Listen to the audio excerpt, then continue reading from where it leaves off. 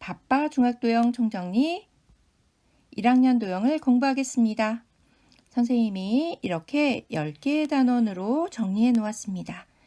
그리고 옆에는 수능과 모의고사에서 이 개념들이 언제 나왔는지 이렇게 정리해 놓았어요. 생각보다 많이 나오죠? 중학교 1학년 개념들도 수능에 많이 나옵니다. 그럼 구체적으로 어떻게 쓰이고 있는지 살펴보겠습니다. 2019학년도 수능 문제입니다. 문제를 보니까 마지막에 4점 이렇게 되어 있네요. 수능에서 수학 문제는 모두 같은 점수가 아니고요. 난이도에 따라 2점, 3점, 4점 문제로 나뉩니다. 이 문제는 4점짜리 문제이니까요. 가장 어려운 문제 중에 하나라는 뜻입니다. 이런 문제를 킬러 문항이라고도 해요. 킬러 문항은 수학을 정말 잘하는 친구들이 풀 수 있는 문항이에요. 이렇게 어려운 문제에서도 중학교 1학년 개념들이 나옵니다. 그런데 우리가 문제를 읽어보려고 하니까 문제가 너무 복잡해서 읽을 수도 없지요? 마지막 부분만 보겠습니다. 색칠되어 있는 부분의 넓이를 SN이라 할 때 이렇게 되어 있습니다. 옆에 있는 도형을 보면요. 색칠되어 있는 부분이 이렇게 있습니다. 이 부분을 구해서 문제를 푸는 건가 봐요. 그럼 문제를 어떻게 풀었는지 보겠습니다. 이 풀이는요, 전체 풀이가 아니고요. 중학교 1학년 개념이 있는 부분만 선생님이 따온 겁니다. 그림을 보면요. 이 부채꼴의 넓이에서 정삼각형의 넓이를 빼서 이 부분의 넓이를 구합니다. 정삼각형이니까 여기에 각도는 60도예요.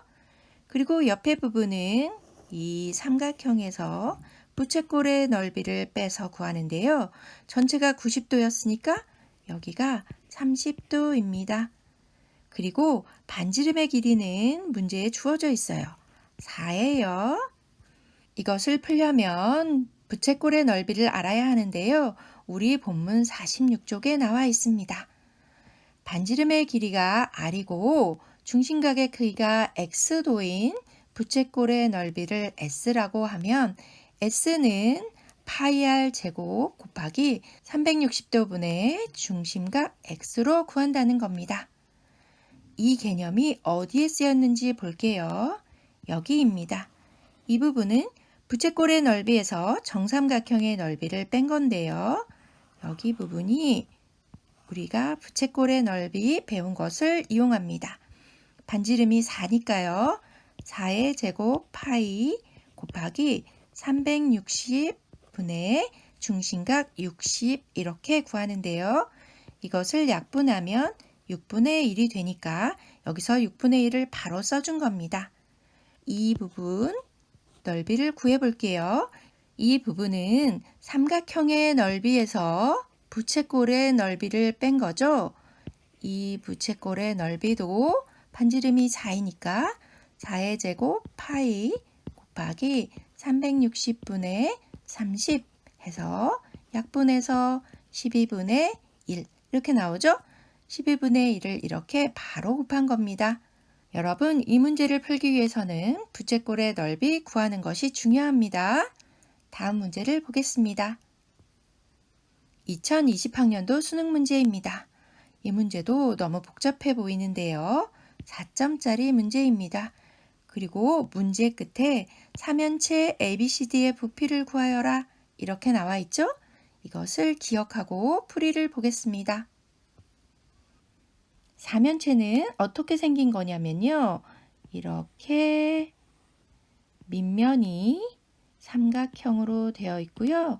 옆면도 삼각형인데 3개가 있어서 전체 4개의 면으로 이루어진 입체도형이라는 뜻의 4면체입니다. 이 4면체는요. 각불이라고도 불러요. 밑면이 삼각형이니까 삼각불이라 부르는 겁니다. 이 각불의 부피는 본문 56쪽에 나오는데요. 각불의 부피를 구하려면 밑넓이가 S, 높이가 H일 때 3분의 1 곱하고요. 밑넓이 곱하고 높이 곱하고 해서 각불의 부피를 구합니다. 이 밑넓이는요. 삼각형이든 사각형이든 오각형이든 상관없이 밑넓이를 구하면 됩니다. 이것이 어디에 쓰였냐면요. 여기서 삼각형의 넓이를 구했어요. 이게 밑넓이고요. 높이가 있습니다. 그리고 3분의 1을 반드시 곱해야 한다고 했죠? 이렇게 곱해서 사면체의 부피를 구한 겁니다. 어때요, 여러분? 중학도형이 필요한 수능 문제가 많이 있다는 것을 알 수 있겠지요?